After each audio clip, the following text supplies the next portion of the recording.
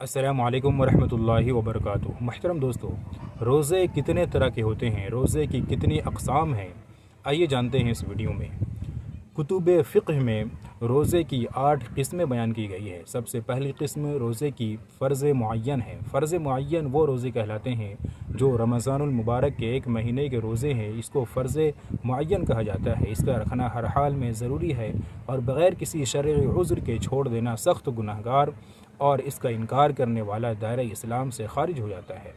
دوسری قسم فرض غیر معین ہے۔ فرض غیر معین وہ روزے کہلاتے ہیں اگر کسی کا رمضان المبارک کا روزہ کسی شرعی عذر کی بنا پر قضا ہو جائے تو اس کی قضا کرنا بعد میں، یعنی ان روزوں کو رکھنا بعد میں فرض غیر معین ہے، ہر حال میں ضروری ہے اور جان بوجھ کر چھوڑنا بھی سخت گناہگار ہے۔ جیسے کہ عورتوں کو اکثر ایام حیض میں ان روزوں کی قضا ہو جاتی ہے، اسی طرح اگر مسافر سفر کی حالت میں ہو تو اس کے لیے بھی رخصت ہے کہ رمضان کے روزے بعد میں رکھ لے۔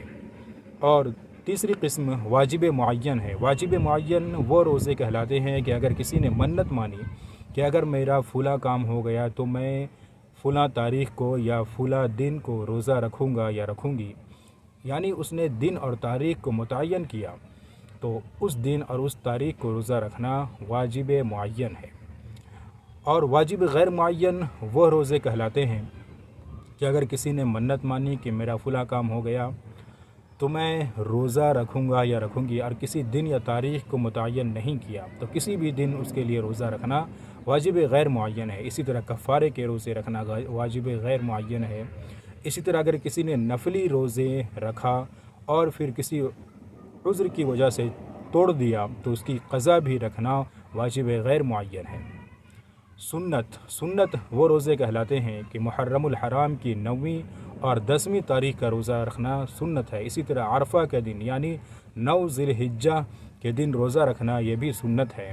اسی طرح ایام بیض کا روزہ یعنی ہر قمری مہینے کی 13ویں، 14ویں اور 15ویں تاریخ کا روزہ رکھنا یہ سرکار دو عالم صلی اللہ علیہ وسلم کی سنت ہے۔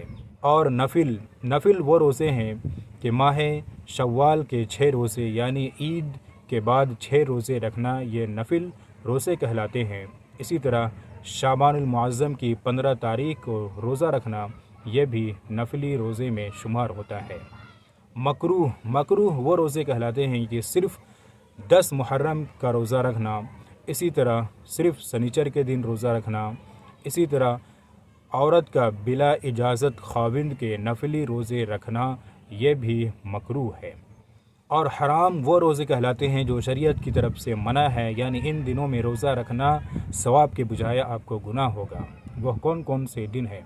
عید الفطر، عید الاضحیٰ کے 2 دن روزہ رکھنا، اسی طرح ذی الحجہ کی 11ویں، 12ویں اور 13ویں تاریخ کا روزہ رکھنا یہ حرام روزوں میں شمار ہوتا ہے۔